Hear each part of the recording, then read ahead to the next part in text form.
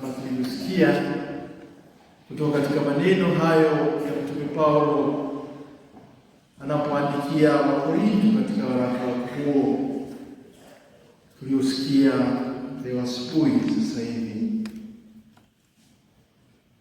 sio tu wakati uliokubalika,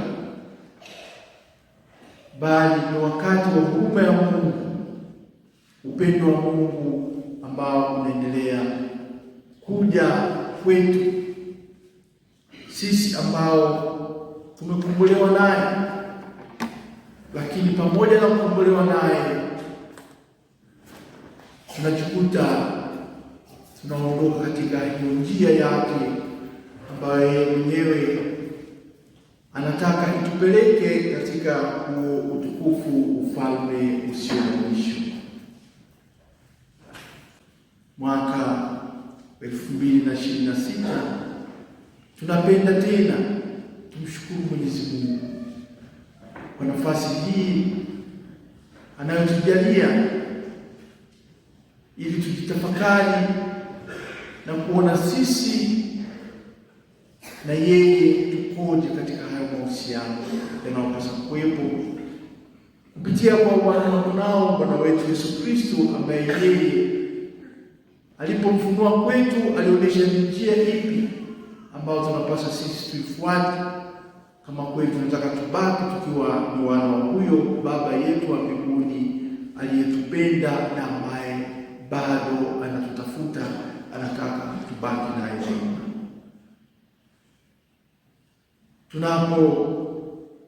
Tunapoanza leo safari yetu hii ya kiroho, kama hivyo kila mwaka, yapo mambo ambayo tunakumbushana, ambayo atatusaidia kukuza huo uhusiano wetu wa mimi na yeye, huyo Mungu wetu.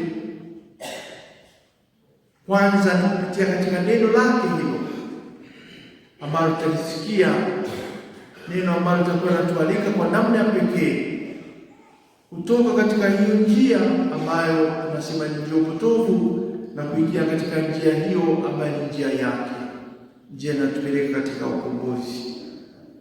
Na hilo amelisisitiza vile vile Baba Mtakatifu Leo wa 14 katika ujumbe wake wa Kwaresima wa mwaka huu.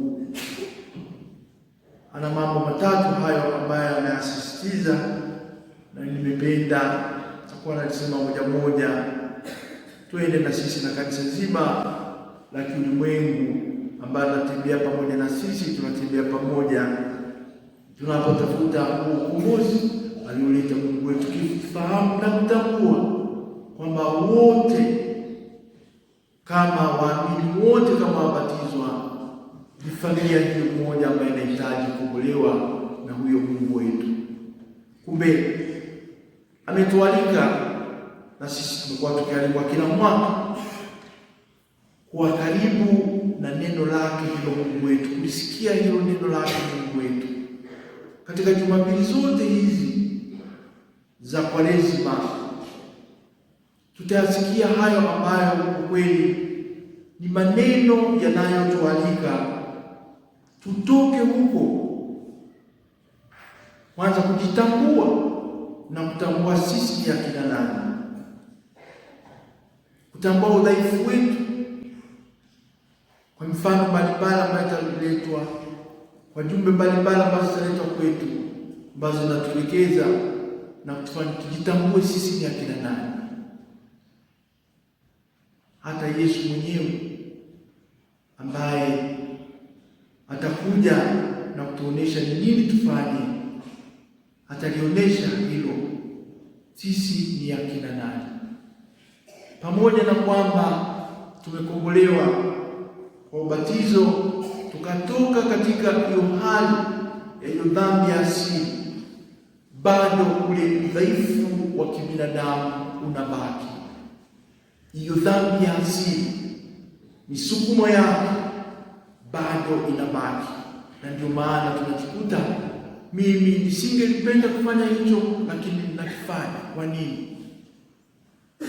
Mimi ningelipenda nibaki katika kulisikiliza hilo neno la Mungu, lakini najikuta na kuwa mvivu, sitaki tena kulisikia au sitafuti hilo neno la Mungu. Kwa nini?